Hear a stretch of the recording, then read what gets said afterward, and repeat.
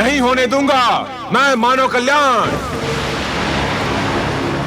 नहीं पुत्र हैग्रीव, नहीं, मेरी बात सुन।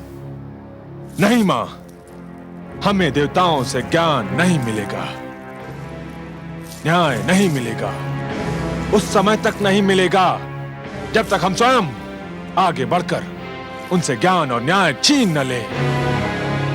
भगवान विष्णु मानव को ज्ञान देकर हमसे अधिक शक्तिशाली बनाना चाहते हैं। मैं हैग्रीव उस ज्ञान का अपहरण करूंगा, उसे बंदी बनाकर रखूंगा।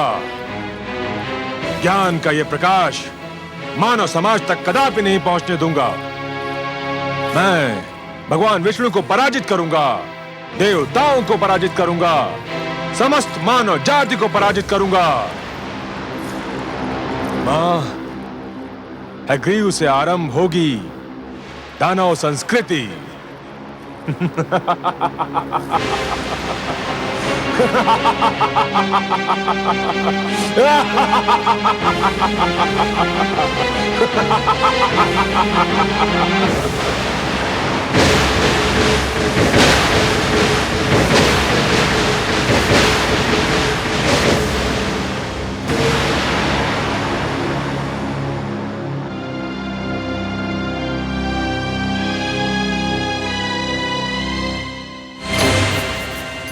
ऋग्वेद, यजुर्वेद, सामवेद, अथर्ववेद, मेरे निकट आइए।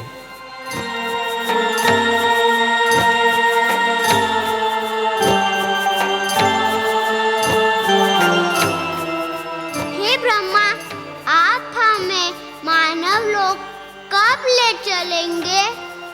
हे ज्ञानकोश, अभी उसका उचित समय नहीं आया है। आपको मानव तक पहुंचाने से पहले मुझे कुछ और आवश्यक कार्य करने हैं। आपकी सुरक्षा मेरा सर्वप्रथम उत्तरदायित्व है।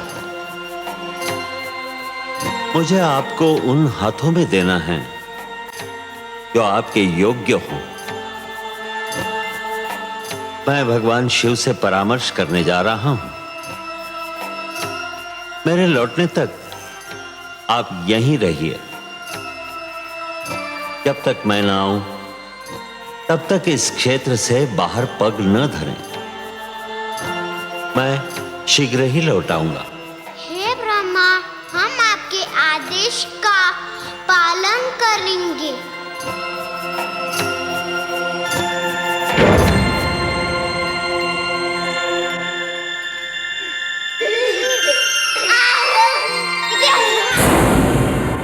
दानवराज हैग्रीव की, दानवराज हैग्रीव की, दानवराज हैग्रीव की, दानवराज हैग्रीव की, दानवराज हैग्रीव की, दानवराज हैग्रीव की, दानवराज हैग्रीव की, दानवराज हैग्रीव की, दानवराज हैग्रीव की, दानवराज हैग्रीव की।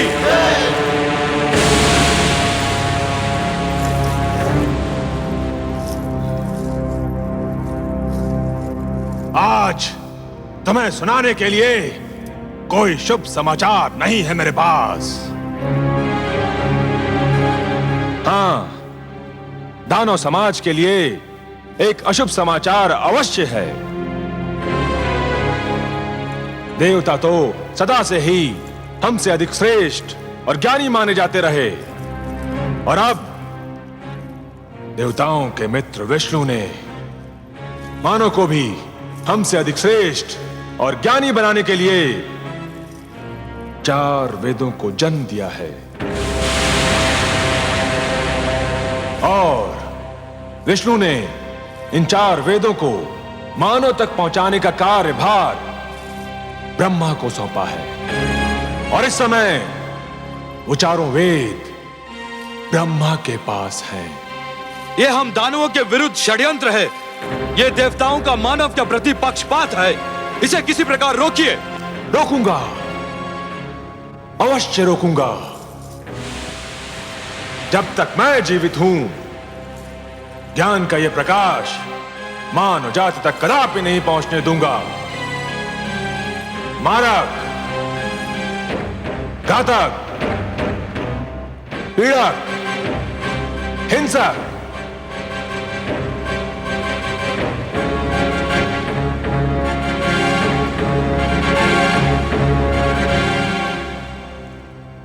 तुम चारों को अपनी शक्ति पर बड़ा गर्व है ना? आज तुम सबकी शक्ति की परीक्षा है। जाओ और ब्रह्मलोक से उन चारों बालकों को पकड़कर हमारी सभा में ले आओ। जाओ। जो आज्ञा दानवराज, आपके आदेश का पालन होगा। दानवराज हेग्रीव की, दानव संस्कृति की, दानवराज हेग्रीव की, दानव संस्कृति की।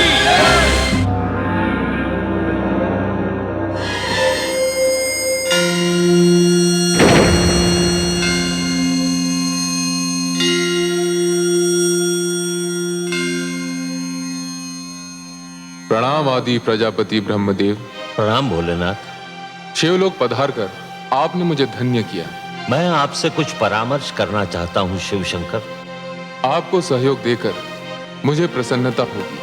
हे महेश, भगवान विष्णु ने 4 बालकों के रूप में अपनी वाणी मुझे सौंपी है और आदेश दिया है कि मैं इसे मानव तक पहुंचा दूं। ये तो आपके लिए कोई कठिन कार्य नहीं है। कठिन कार्य तो नहीं है, पर एक दुविधा ने मुझे आ घेरा है। दुविधा? और आपको? हाँ भोलेनाथ, आप तो भली भांति जानते हैं कि धरती पर क्या उत्पात मचा हुआ है। युद्ध, छल, कपट, भ्रष्टाचार, अत्याचार से धरती की दशा दयनीय हो गई है। एक मानव दूसरे मानव के रक्त का प्यासा हो रहा है। ऐसे मानव को भगवान विष्णु की दी हुई ये महान वाणी, यह अनुपम भेंट मैं कैसे सौंप सकता हूं भला? तो फिर आपने क्या निर्णय किया? कोई निर्णय लेने से पहले मेरे लिए आपकी स्वीकृति की आवश्यकता है। मेरी स्वीकृति? हाँ शिव शंकर, इस सृष्टि की रचना मैंने की है, परंतु इस सृष्टि में बहुत सी ऐसी वस्तुएं भी जन्म ले चुकी हैं जो अनचाही हैं। मैं इस सृष्टि में परिवर्तन चाहता हूं। भगवान विष्णु के आप्त वचन को मानव तक पहुंचाने से पहले मैं चाहता हूं कि धरती से कुरूपता, पाप, अन्याय तथा अवगुण का विनाश हो जाए। और हे महेश, यह कार्य तो केवल आप ही कर सकते हैं। हे आदि प्रजापति, इस धरती पर रूप और कुरूपता, न्याय और अन्याय तथा गुण और अवगुण एक दूसरे में इस प्रकार समाये हुए हैं, यदि एक को मिटाया जाए तो दूसरे का भी कुछ अंश मिट सकता है। पुण्य और पाप एक दूसरे में इस प्रकार उलझ गए हैं, यदि एक पर चोट की जाए तो दूसरे को भी हानि पहुंच सकती है। यह क्षेत्र आपका है भोलेनाथ, कोई और इस कार्य में हस्तक्षेप कर ही नहीं सकता। यह निर्णय केवल आप ही कर सकते हैं कि किसको नष्ट किया जाए और किसकी सुरक्षा की जाए। आप जो निर्णय करेंगे वही उचित होगा, परंतु निर्णय तो आपको करना ही होगा। मुझे सोचने का अवसर दीजिए प्रभु।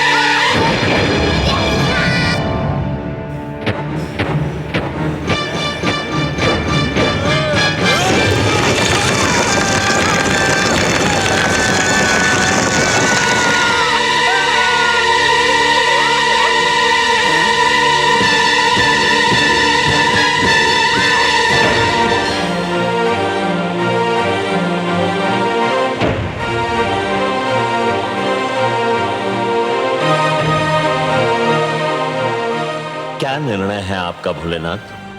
हे ब्रह्मदेव, मैं इस निष्कर्ष पर पहुंचा हूं कि सृष्टि को पूर्णतया नष्ट करना उचित नहीं होगा। धरती को बने अभी अधिक समय नहीं बीता है। मेरे विचार में नष्ट करने के स्थान पर धरती को स्वच्छ किया जाना चाहिए।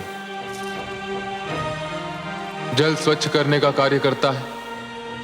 जिस प्रकार मनुष्य जल में स्नान करके अपने शरीर पर जमे मैल को दूर कर देता है, ठीक उसी प्रकार यदि धरती जल में डूबकर उभरे तो उसकी समस्त बुराइयां धुल जाएंगी जो आपको अनचाही लग रही हैं।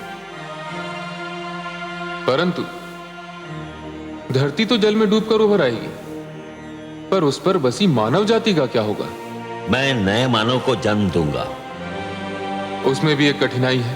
क्या कठिनाई है भोलेनाथ? आपके पुत्र मनु मानव सुरक्षा के लिए तप कर रहे हैं। वे मानव जाति का विनाश होने नहीं देंगे। तप करना उसके अधिकार में है, किंतु सृष्टि के विनाश को रोकना उसके अधिकार में नहीं है। मनु को उसका कर्म करने दीजिए। भगवान विष्णु की स्तुति कर रहा है वो। उसका और उसके तप का परिणाम भगवान विष्णु की इच्छा पर छोड़ दीजिए। मैंने आपसे जो निवेदन किया है, मुझे उसका उत्तर चाहिए भोलेनाथ। उत्तर? उसका तो केवल एक ही उत्तर है। धरती पर जल प्लावन होगा। हे शिव, मैं आपको प्रणाम करता हूं।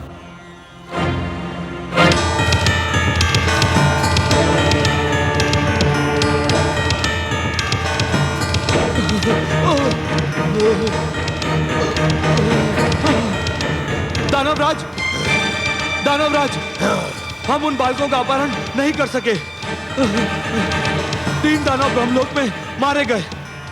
मैं किसी प्रकार अपने प्राण बचाकर यहाँ पहुंचा हूँ। कायर, तू भी वही क्यों नहीं जलकर भस्म हो गया? मैं भी मर जाता तो ये सूचना आपको कौन देता दानवराज? सूचना समाप्त हो चुकी ना? तो फिर अब तेरा कार्य भी समाप्त हो गया। अब तुझे जीवित रहने की कोई आवश्यकता नहीं।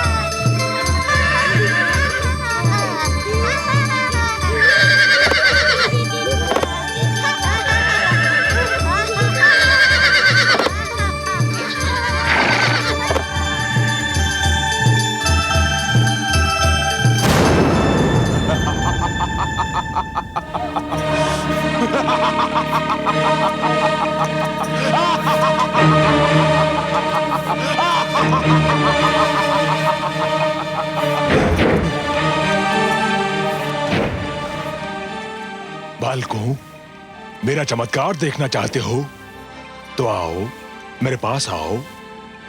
हम यहाँ से बाहर नहीं जा सकते। क्यों? क्यों नहीं आ सकते? भगवान ब्रह्मदेव का आदेश है कि हम इस क्षेत्र से बाहर पग भी न धरे। अरे वो तो महाकपटी है, तुमसे छल कर रहा है। ब्रह्मा जैसे मान देवता के लिए ऐसा शब्द मुख से निकालते हुए तुम्हें लज्जा नहीं आती? लज्जा?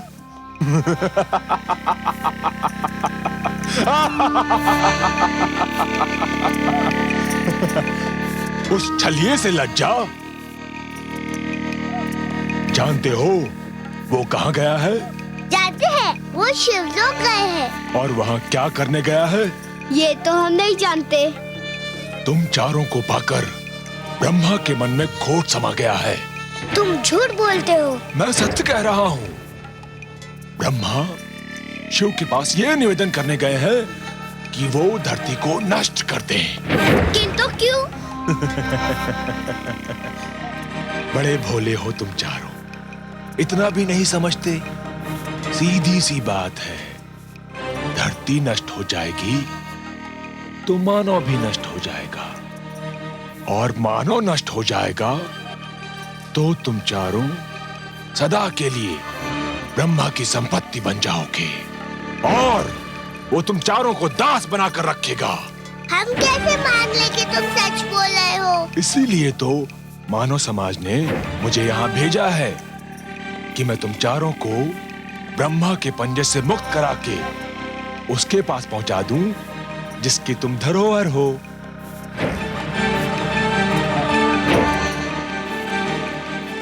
सोच क्या रहे हो? यदि ब्रह्मा आ गया तो कभी मुक्त नहीं हो पाओगे। जीवन भर उसके दास बनकर उसकी सेवा करते रहोगे। व्यर्थ सोच विचार में समय नष्ट ना करो। मेरे साथ चलो, आओ आओ। मैं तुम्हें वचन देता हूं कि मैं तुम्हें इसी समय मानव के पास पहुंचा दूंगा। मानव बहुत समय से तुम्हारी प्रतीक्षा कर रहे हैं। आओ, मेरे पास आओ, आओ, आओ।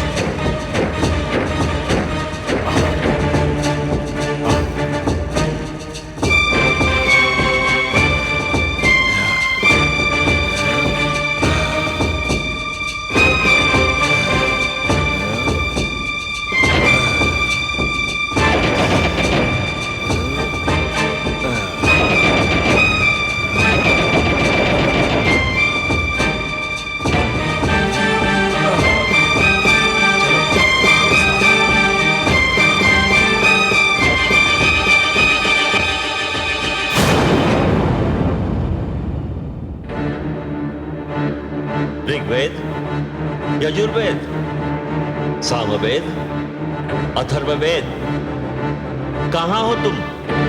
कहाँ हो? सामवेद, अथर्ववेद, ऋग्वेद, यजुर्वेद, कहाँ गए तुम लोग?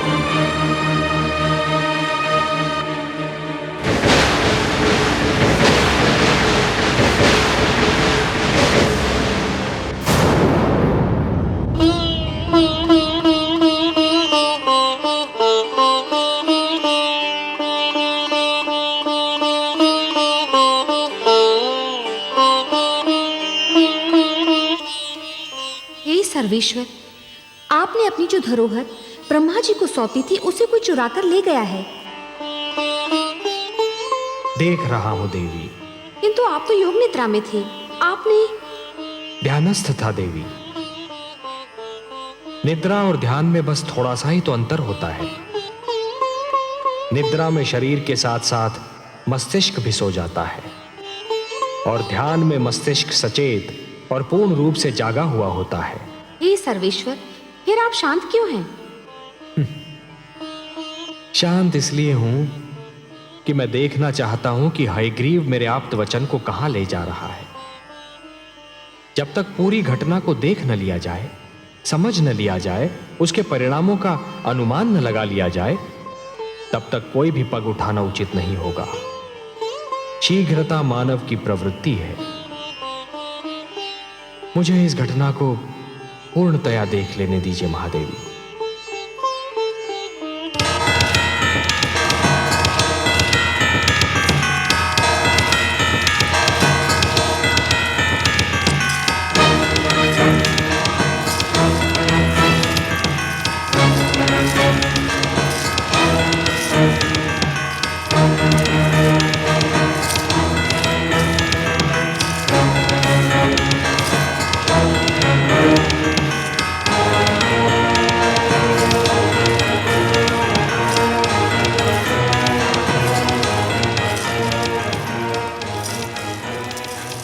तुम कौन हो और हमें कहाँ ले आए हो?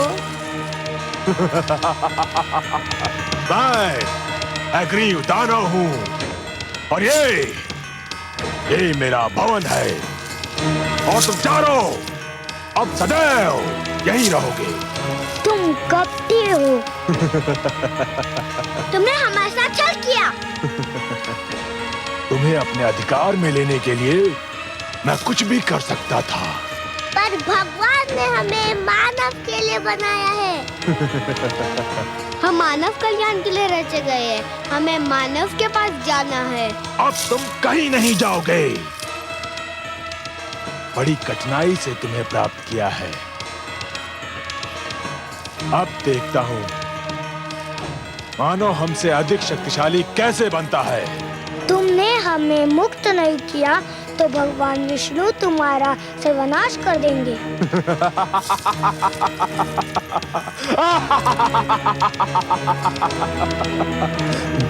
अब मेरा कोई सर्वनाश नहीं कर सकता।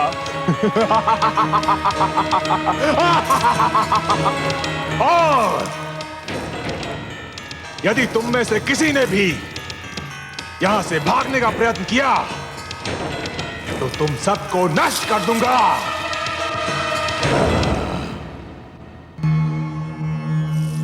प्रणाम। हमारी धरोहर चोरी हो गई। कोई हमारे वेदों को अपहरण कर ले गया। यही सूचना लेकर आए हैं ना आप ब्रह्मा जी? आपसे क्या छुपा है सर्वेश्वर? हाँ, ऐसा ही हुआ है। मैं शिवलोक गया था। मेरी अनुपस्थिति में कोई उन्हें चुरा ले गया। ये कार्य दानव हयग्रीव ने किया है। जब से देवताओं ने दानवों और असुरों पर श्रेष्ठता प्राप्त की है, तभी से वो दुष्ट द्वेष की अग्नि में जल रहे थे। अब जब उन्हें यह ज्ञात हुआ कि वेदों के कारण मानव भी उनसे श्रेष्ठ हो जाएगा, तो वो सहन नहीं कर सके। मैं हयग्रीव को ऐसा कड़ा दंड दूंगा कि वो जीवन भर भूल नहीं पाएगा। ब्रह्मा जी, वेद मेरी वाणी है। मानव कल्याण के लिए उन्हें मैंने रचा था। उसने वस्तु मेरी चुराई है और इसीलिए अपने विरुद्ध किए गए अपराध का दंड भी उसे मैं ही दूंगा। परंतु आप निश्चिंत रहिए। काग अपनी चाल बदल लेने से हंस नहीं बन जाता। विष अपना रंग बदल लेने से अमृत नहीं हो सकता। वेदों को अपने निकट रखने के उपरांत भी दानव अपनी दानवी प्रवृत्ति नहीं बदल सकते। फिर भी अपनी पवित्र वाणी को अपवित्र वातावरण में नहीं रहने दूंगा मैं। यह मेरा संकल्प है। जो संस्कारहीन है वो ज्ञान तक पहुंचकर भी अज्ञान के अंधकार से बाहर नहीं निकल सकते। हे जनार्दन, एक और विचार भी मुझे व्याकुल कर रहा है। मेरे अनुरोध पर भगवान शिव ने पृथ्वी को जलमग्न करने का निर्णय लिया है। दूसरी ओर मनु ने सृष्टि की सुरक्षा के लिए आमरण व्रत रख लिया है। धरती के जलमग्न होने में अधिक विलंब नहीं है। आपके पुत्र मनु की इच्छा और हमारा उद्देश्य एक ही है। उसकी इच्छा है मानव कल्याण और वही हमारा भी उद्देश्य है। अब महादेव के निर्णय और हमारे उद्देश्य की पूर्ति के बीच क्या होना है, यह आप हम पर छोड़ दीजिए। आप चिंता मुक्त होकर जाइए ब्रह्मलोक। हे नारायण, सृष्टि के कल्याण के लिए आप जो भी करेंगे, सृष्टि का कल्याण उसी में है। प्रणाम।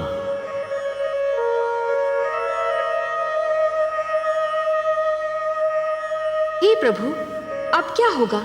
आप क्या करेंगे? ब्रह्मापुत्र मनु का क्या होगा? दानव हयग्रीव आपके ज्ञान को नष्ट करने पर तुला हुआ है और भगवान शिव ने पृथ्वी को जलमग्न करने का निर्णय ले लिया है। अब वही होगा देवी जो मेरा वचन है। मैं वचनबद्ध हूं कि जब भी कोई शक्ति मानवता के लिए संकट बनेगी तो मैं उसे अवश्य रोकूंगा। जिस प्रकार सूर्य अपना तेज बांटना नहीं छोड़ सकता, जिस प्रकार एक दीपक अपना प्रकाश फैलाना नहीं छोड़ सकता, उसी प्रकार मैं भी अपने वचन से मुख नहीं मोड़ सकता देवी। अब मेरे प्रथम अवतार का समय आ गया है देवी। मत्स्य अवतार। परित्राणाय साधूनां विनाशाय च दुष्कृतां धर्म संस्थापनार्थाय संभवामि युगे युगे।